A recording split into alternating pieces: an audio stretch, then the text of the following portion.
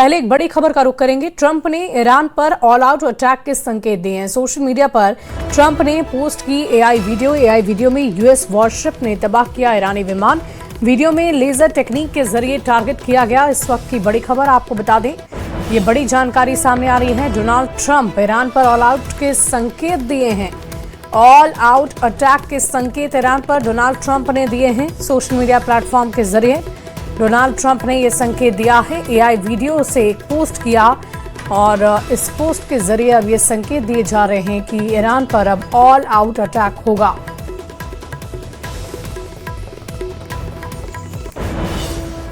अमेरिकी राष्ट्रपति ट्रंप ने ईरान को एक तस्वीर के जरिए भीषण युद्ध का चैलेंज दिया है। ट्रंप ने साफ कर दिया है कि अमेरिकी तूफान में ईरान का सर्वनाश हो जाएगा।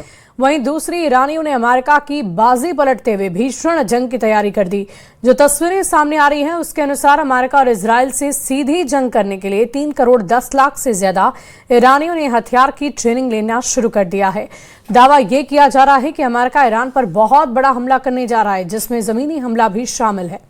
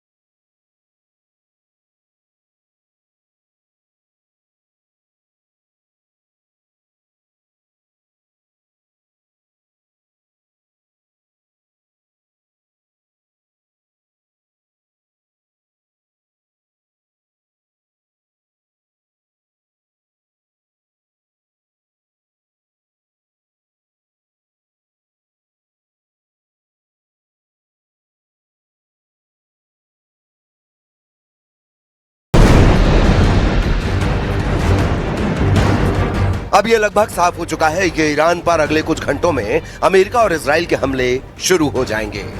दावा किया जा रहा है कि अमेरिकन सेंट्रल कमांड यानी सेंटकॉम ने ईरान के परमाणु केंद्रों, खार्ग द्वीप और होर्मुज में मिसाइल अड्डों को हमले के शुरुआती 23 मिनट में तबाह करने का प्लान तैयार कर लिया है।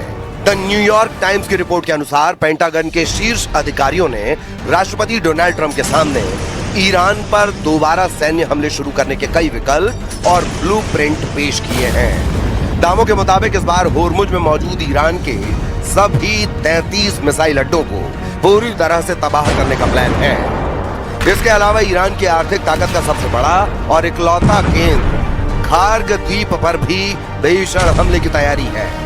द न्यूयॉर्क टाइम्स का दावा है कि चूंकि दोनों देशों के बीच कूटनीतिक बातचीत पूरी तरह फेल हो चुकी है, इसीलिए पेंटागन इस ऑपरेशन को अगले हफ्ते से नए सिरे से और ज्यादा आक्रामक रूप में शुरू करने की योजना बना रहा है। ट्रंप के नए और तूफानी तेवरों से भी हड़कंप मच गया है।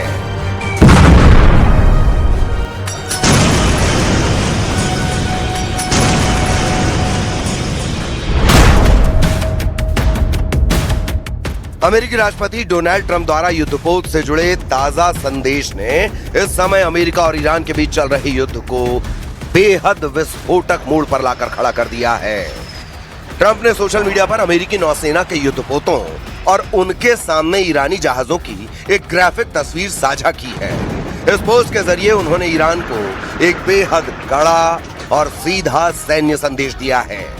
ट्रंप ने युद्धपोतों की इस तस्वीर के साथ केवल एक लाइन लिखी है, ये तूफान से पहले की शांति थी।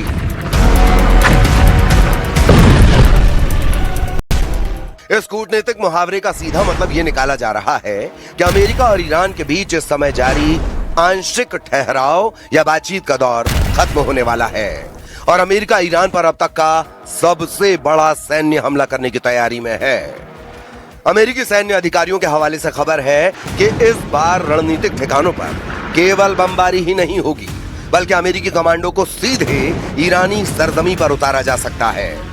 इस बेहद गुप्त और जोखिम भरे ऑपरेशन का मकसद मलबे के नीचे दबे ईरान के संवर्धित यूरेनियम और परमाणु सामग्री को बाहर निकालना है। ऑपरेशन स्लेज हैमर और पोर्ट्स की घेरेबंदी का ultimatum.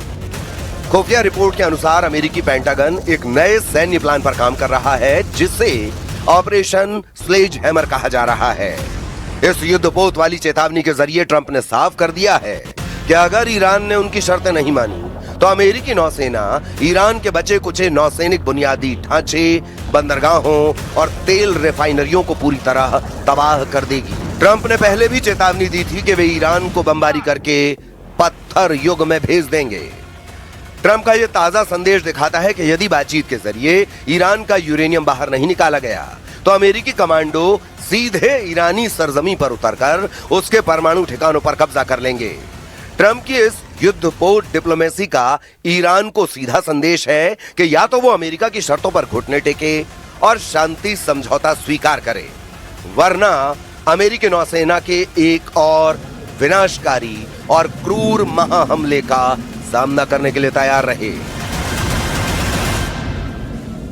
We've made clear to them, that any support for Iran would obviously be detrimental for our relationship. That obviously is going to come up in this conversation. On trade, look, the United States is very clear. We have to be able to make our own stuff. We cannot depend on China or any country for that matter for 100% of anything that we need. जमीन में उतरेगी US special force, bunker से सड़क तक ईरानी तैयारी। इस वक्त Iran से जो तस्वीरें आ रही हैं वो हैरान करने वाली हैं।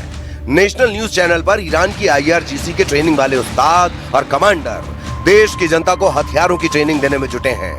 यहां तक कि अब सड़कों पर, मस्जिद, मदरसों में बहुत बड़े पैमाने पर ईरानी जनता हथियारों की ट्रेनिंग लेने में जुट गई है। और कीव पर रूस के हमले के बाद यूक्रेन ने मॉस्को पर पलटवार कर दिया। जेलेंस्की ने यह दावा किया कि उनकी सेना ने 500 से ज्यादा ड्रोन हमले किए। इस हमले में मॉस्को तेल रिफाइनरी को नुकसान हुआ है, जबकि 4 लोगों की मौत की खबर है। यूक्रेन का ये हमला कीव पर हुए हमले के बाद हुआ।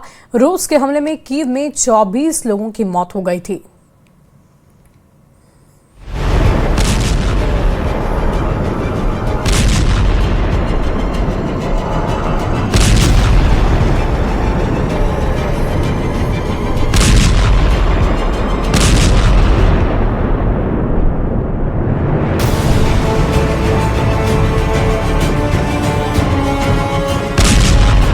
यूक्रेन ने मॉस्को को जलाना शुरू कर दिया है।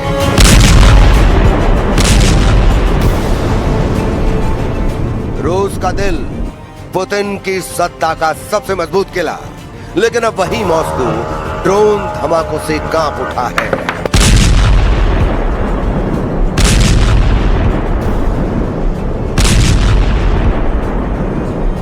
आसमान में आग, सड़कों पर सायरन, एयर डिफेंस की अंधाधुंध फायरिंग और रूस के भीतर अब तक का सबसे बड़ा यूक्रेनी ड्रोन हमला।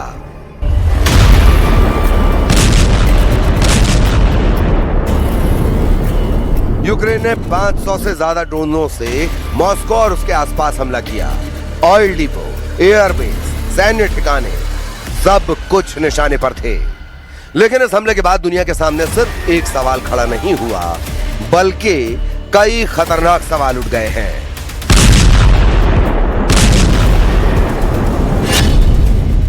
क्या पुतिन ने अब सीधे ज़ेलेंस्की को खत्म करने की तैयारी कर ली है? क्या कीव के पावर सेंटर अब क्रेमलिन के नए टारगेट पर हैं? क्या पुतिन ने जिस परमाणु हथियार का परीक्षण किया वो सीधे कीव पर गिरा देंगे? जंग के 4 साल बाद भी पुतिन की सेना यूक्रेन को हरा नहीं सकी है। हालात ये हैं कि 3 महीने में रूस की सेना जितनी बढ़त हासिल करती है, सिर्फ 1 महीने में ही ज़ेलेंस्की की सेना हिसाब बराबर कर देती है।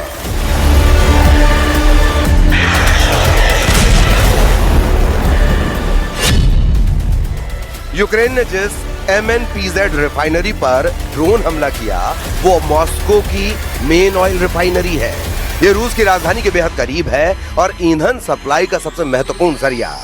इस रिफाइनरी से सिविल और मिलिट्री दोनों जरूरतें पूरी होती हैं।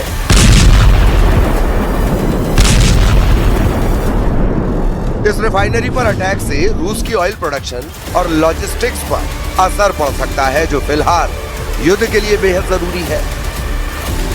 Тож є хороша робота нашої розвідки. По-перше, чітко розуміємо, що обговорюється між Росією та керівництвом Білорусі. Пішла зараз більша активність росіян, я маю на увазі в розмові з Олександром Лукашенком, хочуть значно більше втягнути Білорусь у війну, та саме з території Білорусі जंग के 5वें साल रूस यूक्रेन युद्ध का वॉरफेयर पूरी तरह से बदल गया है। अब यूक्रेन मिसाइलों का जवाब ड्रोन से दे रहा है। रिपोर्ट में दावा किया गया कि मार्च महीने में रूस ने यूक्रेन पर 6000 से ज्यादा ड्रोन दागे। इसके जवाब में यूक्रेन ने मॉस्को पर 7000 से ज्यादा ड्रोन हमला किया। मतलब ड्रोन हमलों में यूक्रेन ने रूस को पीछे छोड़ दिया।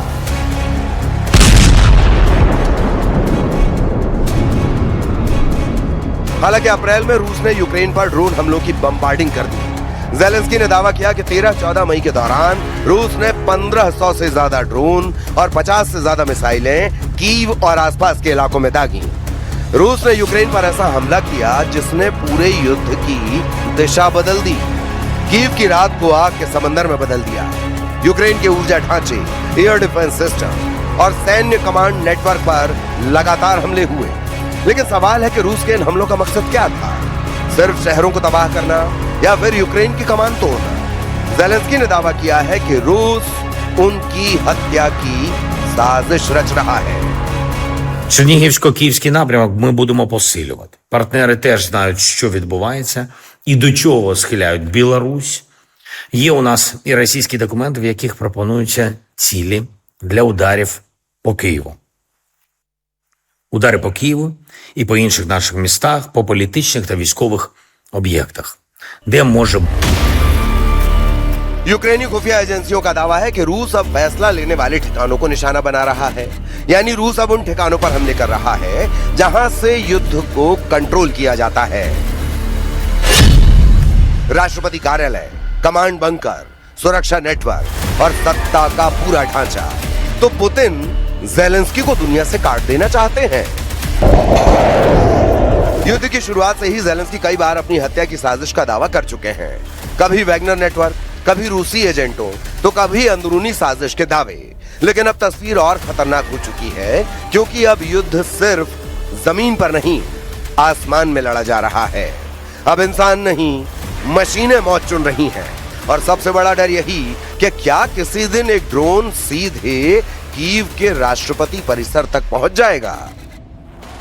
Де може бути керівництво армії, уряд і тут по Банковій. Давно вони виношують цей план. Зараз після Ірану знову активізували, шукають, де ми знаходимось, де ми буваємо, і так само по інших людей з українського керівництва, з розвідки, наших спеціальних служб. Дехто там в Москві так і не зрозумів, що українці ніколи не здадуть свою незалежність і в будь-якому випадку на Банковій.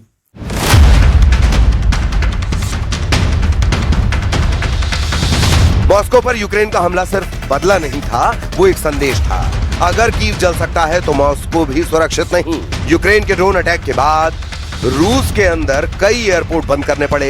एयर डिफेंस सिस्टम पूरी रात एक्टिव रहा और मॉस्को के लोगों ने पहली बार महसूस किया कि युद्ध अब उनके दरवाजे तक पहुंच चुका है।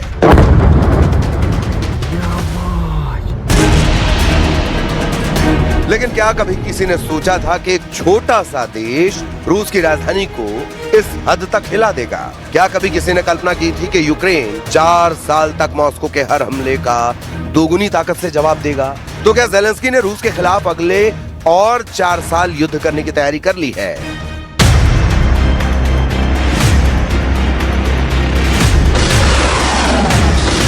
लेकिन इस जंग में पुतिन भी पीछे हटने के मूड में नहीं दिख रहे। खुफिया रिपोर्ट के मुताबिक रूस के पुराने मिसाइल स्टॉक तेजी से खत्म हो रहे हैं और अब नई बनी KH-101 क्रूज मिसाइलें सीधे फैक्ट्री से युद्ध में भेजी जा रही हैं, यानी हथियार भी बन रहे हैं और तुरंत दागे भी जा रहे हैं। तो क्या रूस अब युद्ध के दबाव में जंग लड़ रहा है?